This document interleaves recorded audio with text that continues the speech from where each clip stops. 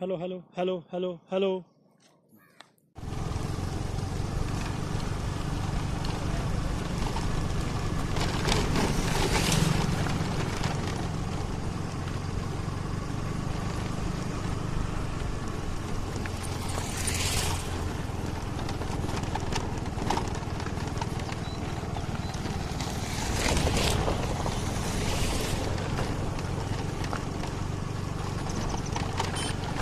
तरीके से यहाँ आग लगी हुई है।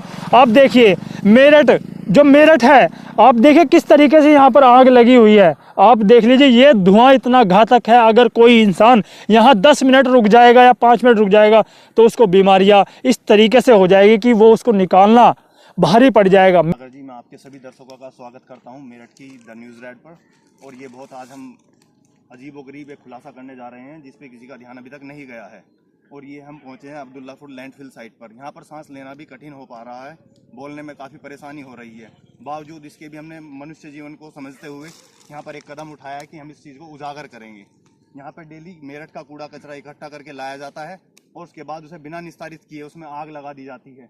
और ये आग कम से कम 500 जगह पर डेली आग लगाई जाती है। और इस सबको करने वाले, इस धुएं को मेरठ को देने वाले एमडीए के ही कुछ कर्मचारी हैं और कुछ अधिकारी भी इसमें शामिल हैं कि कूड़ा निस्तारण की जो कॉस्ट है वो उनके ऊपर ना आ जाए। इससे मनुष्य जीवन को जो हानिकारक चीज़ें मिल रही हैं, विषैली गैसें मिलती हैं, लंग्स कैंसर हो रहे हैं और स्किन डिजीज़ कहीं ना कहीं कॉज हो रही हैं। मेरठ का AQI air quality index world के टॉप 10 पॉल्यूटेड सिटीज़ में पहुँचाने में इसका बहुत बड़ा अहम योगदान है। और मैं कहीं ना कहीं कहूँ कि मेरठ में लगभग 50% प्रदूषण अब्दुल्लापुर लैंडफिल साइट्स पर हो रहा है, जो कि काली नदी के आसपास में पूरा ये कूड़ा डाला जाता है और उसमें डेली कई सौ जगह पर आग लगाई जाती है। और उससे उठने वाले धुएं से मेरठ का लगभग 10 लाख पॉपुलेशन पीड़ित है कहीं ना कहीं, और इस पर कोई ध्यान नहीं दे रहे हैं। पूरा MDS में लगा हुआ है, प्रदूषण कंट्रोल बोर्ड बिल्कुल ध्यान नहीं दे रहे हैं। मैं कई बार शिकायत भी कर चुका हूँ, कोई मुझे उसका रिस्पॉन्स नहीं मिला है। पुलिस कह देती है ये हमारा मामला नहीं है। अच्छा, जैसे देखने को मिलता है कि जैसे आपने बताया सारी चीज़ें, किस तरह की इससे बीमारियाँ उत्पन्न हो सकती है? इससे असाध्य रोग उत्पन्न हो रहे हैं जिनका कोई इलाज नहीं होगा। मनुष्य जीवन 50 साल अगर किसी का है तो वो 30 साल पर ही सिमट कर खत्म हो जाएंगे, क्योंकि हमारे जीवन में सबसे बड़ी उपलब्धता होती है ऑक्सीजन की, जिससे हमें जीवन दायिनी भी बोल सकते हैं एक तरीके से। उससे हमारा जीवन चलता है। और इसमें कार्बन मोनोऑक्साइड यहाँ पे बहुत ज़्यादा मात्रा में उत्पन्न, कल का मैं लेवल देख रहा था, वो अपने 15 गुना लेवल से भी ऊपर चली गई है, जो कि लंग्स से ऑक्सीजन को निकाल के खींच लेगी और मनुष्य जीवन को बिल्कुल खत्म कर देगी। इस पर ध्यान देना बहुत जरूरी है और जल्द से जल्द इसका निस्तारण कराना होगा। और ये बिल्कुल इस तरीके की न्यूज़ है कि इस पर ध्यान दिया जाए। और सभी मैं मेरठ वासियों से निवेदन करूंगा कि कहीं ना कहीं वो हमारा साथ दे इस न्यूज़ को आगे ले जाने में और इसका निस्तारण करने में हमें मदद करें। चलिए, जैसे कि हमने आपको राठी जी से भी मिलवाया उनसे, क्योंकि वो एक PhD स्कॉलर है तो उनके बारे में इनको एक अच्छी जानकारी भी है। जैसे हम आपको बता भी देते हैं कि किस तरीके से आज शाम का समय है, हमारे कैमरामैन दिखाएंगे किस तरीके से ये धुएं का गुब्बार उड़ रहा है।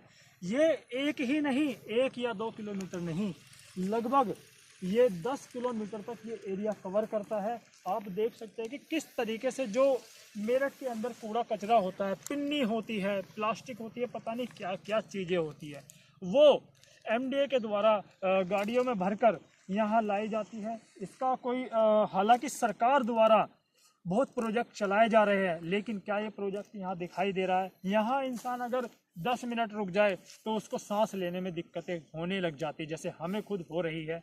हम आपको ऐसे ही दिखाएंगे किस तरीके से। देखिए, यहाँ एक सामने दिखाई भी नहीं दे रहा, कुछ आग लगी हुई है, कैसे धुएं का गुब्बार उड़ रहा है। लोग अगर तब भेज दें, हाँ, तब भेज दें, बात नहीं करो,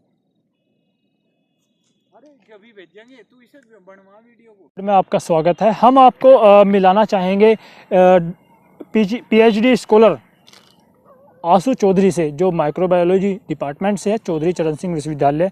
उनके बारे में उनसे पूछना चाहेंगे किस तरीके की ये चीज़ें हो रही है और इससे क्या क्या बीमारियां उत्पन्न हो रही है, इसके बारे में हम विस्तार से जानकारी जानना चाहेंगे। स्वागत है आपका द न्यूज़ रेड में। हाँ, धन्यवाद सागर जी।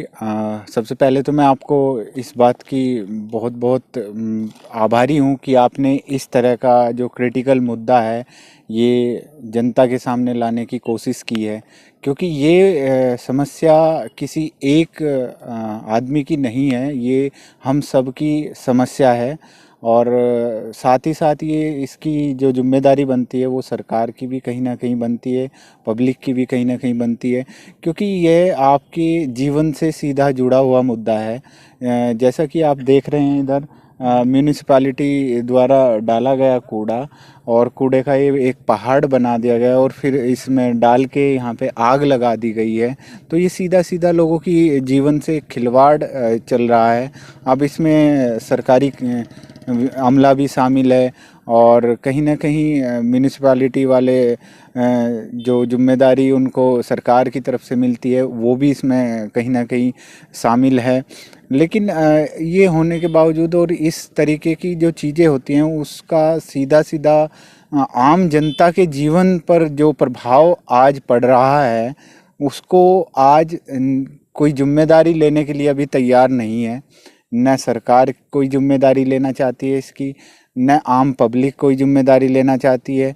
तो आज सवाल ये उठता है कि क्या लोगों को इस धुएं से घुट के मरने दिया जाए, या फिर इसका क्या समाधान हो सकता है। वो तो एक जनप्रतिनिधि ही इसकी जिम्मेदारी तय कर सकते हैं, क्योंकि आम जनता जिन जनप्रतिनिधियों को चुनकर भेजती है तो कहीं ना कहीं उनकी जिम्मेदारी बन जाती है इस मामले में अपनी जिम्मेदारी निभाने की।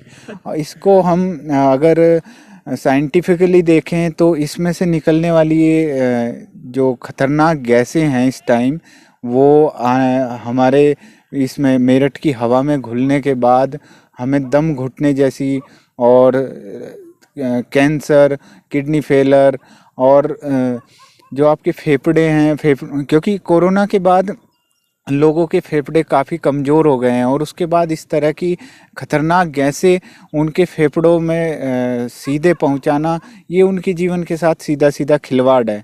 लेकिन मैं यहाँ पर रुककर आपका एक बार फिर से धन्यवाद बोलना चाहूँगा कि आपने अपनी जान पर खेलकर इस तरह की न्यूज़ को कवर किया। तो कहीं ना कहीं अब हम सब की जिम्मेदारी बनती है इस न्यूज़ को आगे तक पहुंचाने की, और इस पर कुछ ना कुछ एक्शन अगर सरकार ले, जनप्रतिनिधि लें, तो कहीं ना कहीं जाके शायद ये मुद्दा हल हो सकता है। वरना ऐसे ही आप हम दिखाएंगे कम से कम 3 किलोमीटर का जो एरिया है वो जेल चुंगी से जब हम 1-2 किलोमीटर आगे चलते हैं तो राइट हैंड साइड पर जब मुड़ते हैं मेडिकल की तरफ को, तो वहाँ पे कम से कम 5 किलोमीटर का एक नाला है जिसकी दोनों साइड ठसाठस भरी हुई हैं, कूड़े के अंबार से लदी हुई हैं। उसके बाद आगे जाके एक और कम से कम 3-4 हेक्टेयर की एक लैंडफिल साइट है जिसमें कूड़े को डालकर उसमें आग लगा दी जाती है, और वो आग ऐसे समय पर लगाई जाती है जिस समय कोई मतलब वहाँ से कोई हलचल या गतिविधि नहीं हो रही होती है, और उसके बाद वो जलना चालू हो जाती है। उससे उठता हुआ धुआं लोगों की जीवन में जो जहर घोल रहा है, सीधा सीधा उन्हें मौत के मुंह में धकेल रहा है। और ये केवल इस साइट की बात नहीं है, ये पूरे मेरठ के लिए एक खतरे की घंटी है। जैसा कि आपने पिछले समय में देखा है कि मेरठ का AQI लगभग 400 से ऊपर रहा है, और मेरठ भारत के सबसे प्रदूषित शहरों में भी गिना जाने लगा। तो कहीं ना कहीं इस साइट का उसमें बहुत बड़ा योगदान है। तो यहाँ पर अब ये सबकी चिंता का विषय है, सबको इसका चिंतन करना है, सबको इस पे कुछ ना कुछ मतलब एक्शन लेना चाहिए। अब उसमें सरकार हो या जनप्रतिनिधि या जो भी हो, मतलब जो भी इस चीज़ की जिम्मेदारी जिनको मिली हुई है उनको इस पर अपना ध्यान आकर्षित करना चाहिए और लोगों को इस समस्या से निजात मिल जाए। क्योंकि अभी आप देख रहे हैं मेरठ में दम घुटने जैसी बीमारियां, चक्कर आना और इस तरह की घुटन होना ये आम हो रहा है, और ये कहीं ना कहीं ये जो धीरे धीरे उनकी सांसों में घुलता हुआ जो धुआं है ना, ये उनको और कमज़ोर बना रहा है। तो मैं एक बार फिर सागर जी आपका बहुत बहुत धन्यवाद करना चाहूँगा कि आपने इतने क्रिटिकल मुद्दे को लोगों तक पहुंचाने की जो ये पहल की है, ये आपकी काबिल तारीफ़ है। और यहाँ पर आपने हम लोगों का जैसे सहयोग लिया है, तो हम तो इसको ब्रीफली आपको ये चीज़ें बता सकते हैं कि इसकी वजह से ह्यूमन हेल्थ पे क्या क्या प्रभाव पड़ रहे हैं।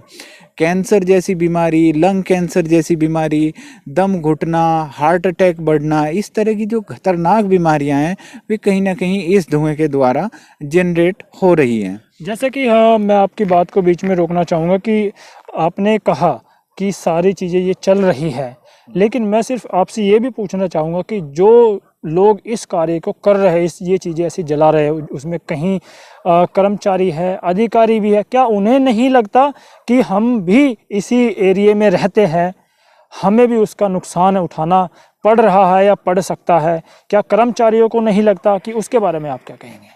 देखिए सर, सागर जी मैं आपको एक बात बताना चाहूँगा, कहीं ना कहीं इस पूरे मुद्दे के लिए किसी एक को जिम्मेदार ठहराना तो गलत होगा। लेकिन जैसे देखा जाए तो अगर कर्मचारियों को कोई निर्देश मिलते होंगे या फिर उन्हें जिस तरह के सर्कुलर जारी होते होंगे, वो तो उस तरीके से ही काम करेंगे।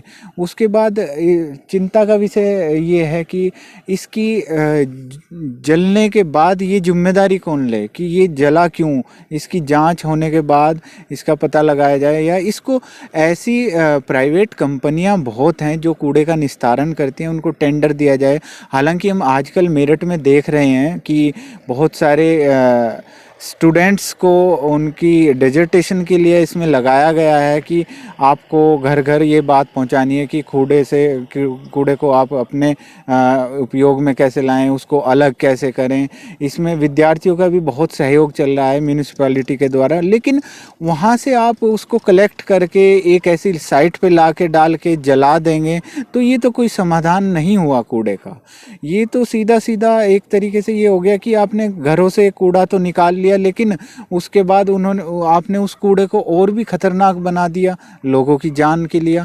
तो ये कहीं ना कहीं बहुत ही गहन चिंता का विषय है सब लोगों के लिए। तो इसकी जिम्मेदारी किसी ना किसी को लेनी पड़ेगी। चलिए, बहुत बहुत धन्यवाद। जैसा कि हम आपको बता देते हैं कि आज हमने ये सारी चीज़ें देखी।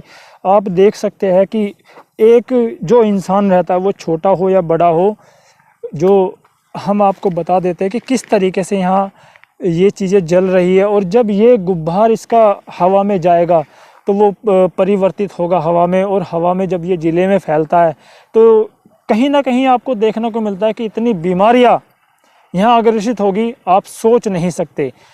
हम आपसे लगातार खबरें दिखाते रहेंगे। बने रहिए कैमरामैन राहुल के साथ। धन्यवाद।